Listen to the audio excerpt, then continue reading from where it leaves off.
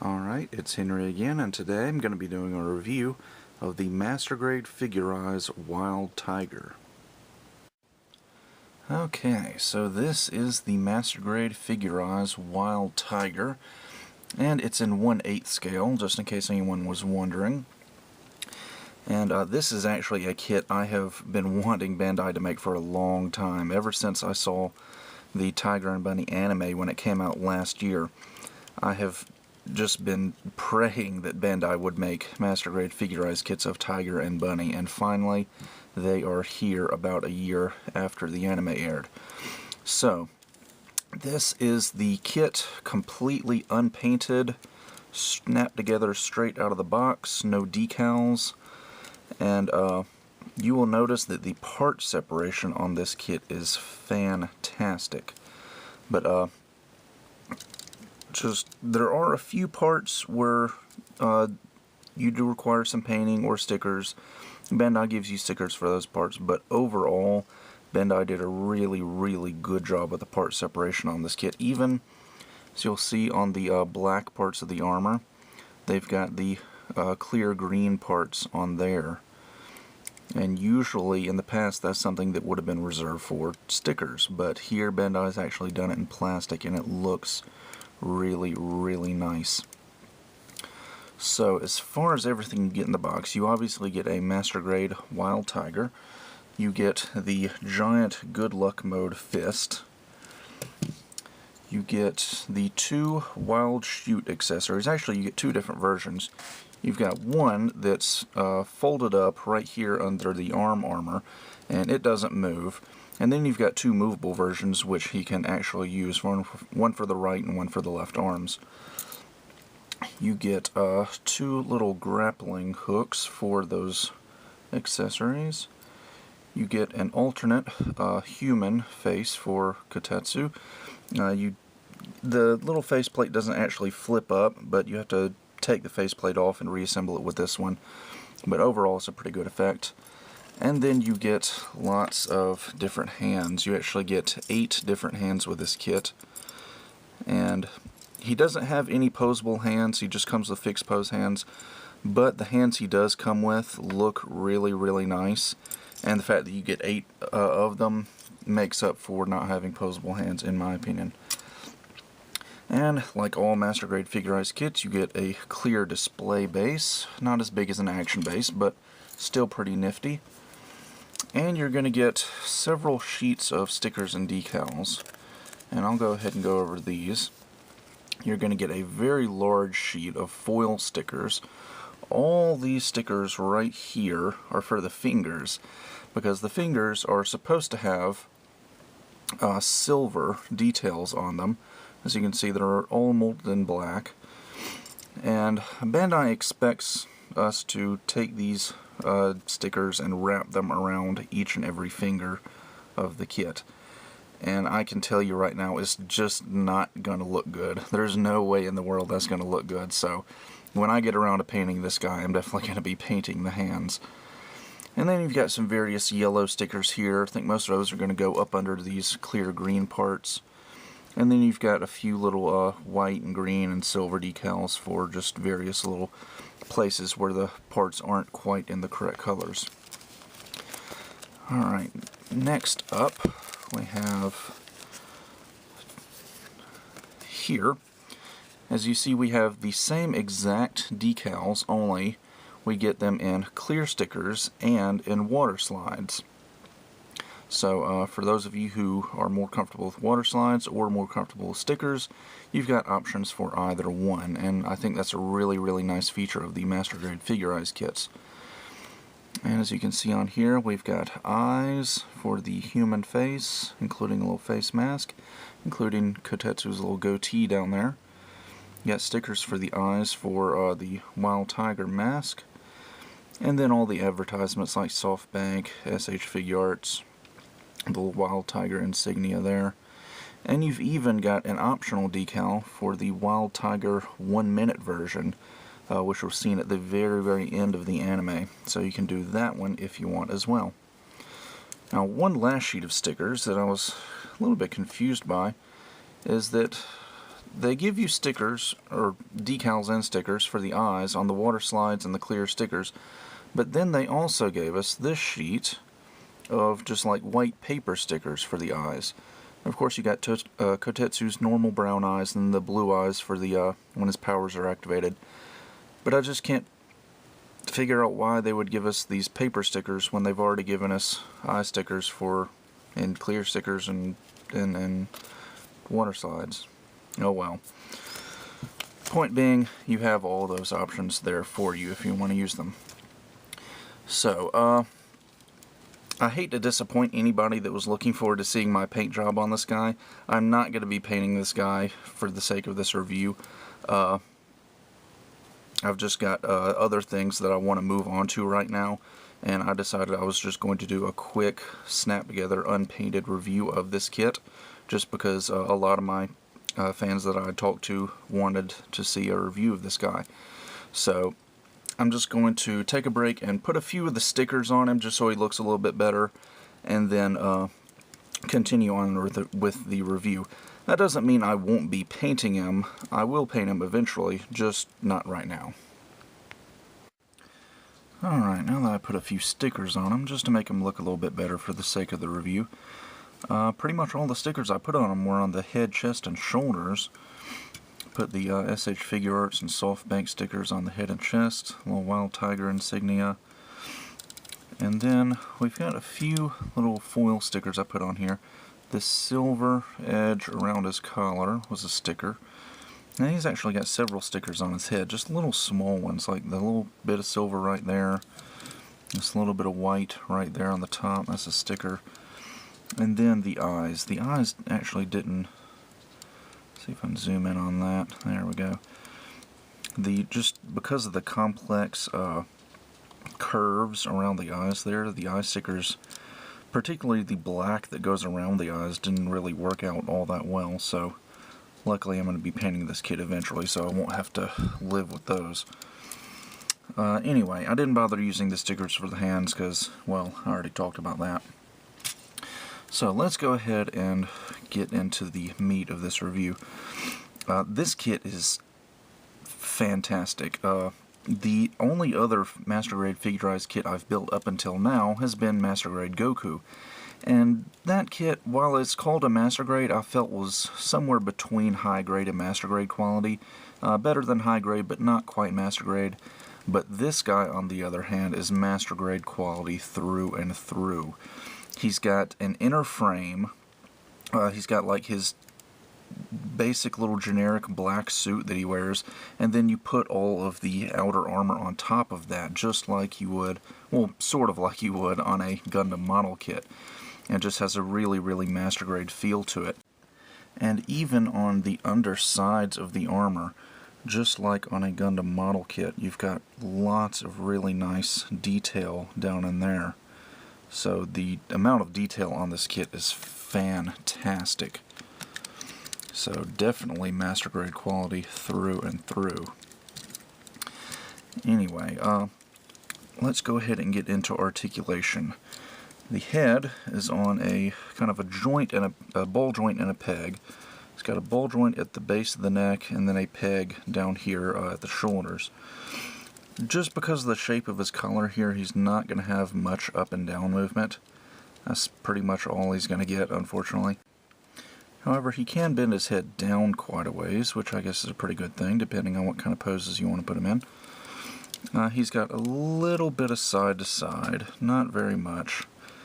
And his head can rotate, but you're really going to have to kind of pop his neck out of this collar area for it to rotate much. I think this is going to be about the extent of his head rotation. Again, it's all because of this white collar part. Anyway, for the torso actually has pretty good articulation. You've got a mid-torso joint right here. This doesn't go forward too much, but does go back. It's got really good side-to-side. A little bit of rotation to it as well. Also, this little panel here with the Wild Tiger insignia can go up and down, so that'll help with his flexibility a bit. And then he's got a waist joint, which is a ball joint, and that's going to be able to go forward a bit, seems like something. Forward a little bit, not much. Goes back quite a ways.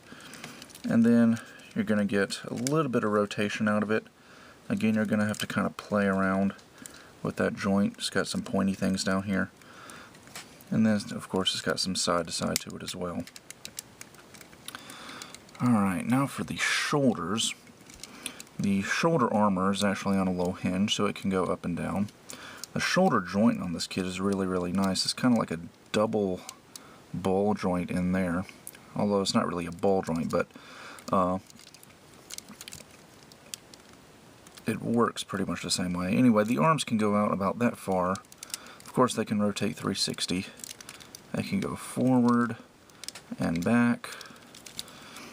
And you've got pretty much 360 rotation below the shoulder. It's got a... Actually, no, he does have a double jointed elbow. A double jointed elbow, which can bend about that far. Pretty much as far as it's going to, considering this bulky armor on the forearm. And there's no rotation at the elbow joint, but with this rotation below the shoulder, it doesn't really matter. And then the hands, of course, are fixed pose, but they're on ball joints, so they can rotate and wiggle around. Although their movement is a little bit limited because, again, because of this armor here. And this armor can actually go up and down as well. That'll be for the little wild shoot accessory, which we'll talk about in a few minutes. Alright, moving on to the hips. Let me move this camera down a bit. You've got a... Let's see if I can just take this hip joint out and show it to you. You've got a peg that's going to be able to go up and down like so. That's for the hips. And then the hip joints themselves, they can go about that far forward. The way the leg armor is on here kind of makes hip movement a little bit awkward, but you can still get some good movement out of it. Of course, it can go back and it can go out pretty much 90 degrees, and then you've got rotation below the hip as well. The knees are going to bend. They're going to more than 90, but not quite 180 degrees. It's a double jointed knee. Nice smooth bend to it, and that's about as far as it's going to go. And then for the ankles are actually on kind of a peg system. I'll show these to you. You've got a joint down in here that's going to be able to go forward and back and side to side, and then you've got a peg here that's going to give you your rotation. So, not your traditional ball joint ankle, but you do get pretty good movement out of them. And then you've got a joint at the middle of the foot that's going to go up like so. Really nice detail on the bottom of the feet there. As you can see, it's even got clear green parts on the bottom of the foot. Clear green parts all over this kit. And I think those clear green parts really, really pop and stand out and just look really, really nice on this guy. So that about does it for articulation. Before I go into accessories, I do want to take a minute and show you the inner frame. And here we go. This is the inner frame of the kit. So you can see it's basically just kind of a black suit that Kotetsu will wear till he puts on the wild tiger armor. There's no real inner frame for the head at all. But most of this is going to be covered up in armor when you put all of it on. The only parts that are still exposed is the lower torso here and then the bicep area. And of course the head. Everything else is pretty much going to be covered up. So as you can see, it's very, very skinny, especially the legs. The legs are really skinny looking. Teeny tiny little feet. But overall, it's got great mechanical detail all over it. Just panel lines everywhere. And he actually, because of those tiny feet, has a little bit of a problem standing up on his own. You may have to kind of mess with him a little bit before you get him to stand up. And there's all the armor that'll go on top of it. So definitely a master grade in the sense that it has a full inner frame. So good job, Bandai. Alright, now let's move on to Wild Tiger's accessories. He's got a few. First we'll go over the Wild Shoot accessory. It's located here in his forearm. Actually, let's take this hand off. And it'll just pop right out. This armor will fold down. And you can see it right here. This is actually the folded up, kind of stored away version. This part doesn't have any moving parts at all. It's just kind of there for show. However, we do get a functional version that you can switch out. And it's got several moving parts to it. And is molded in more than one color. And it'll just fit into the same little plug that the original was in. And we'll just swing that forward like so, up there. And then we'll get a different hand. Unfortunately, he doesn't really have any gripping hands, so Bandai suggests in the manual that we use this hand for it. Pop that in there. And just kind of put the handle in the hand like so. And there we go. Again, I think it would have been better if we actually had a gripping hand that could, you know, close around the handle, but overall I think it looks pretty decent. The thing that kind of surprised me about this accessory is that Bandai didn't give us a wire to go with it. However, if you look right there, there is a hole in the end of it, so you could easily find a wire to fit in that hole. And then Bandai also gives us a little grappling hook accessory.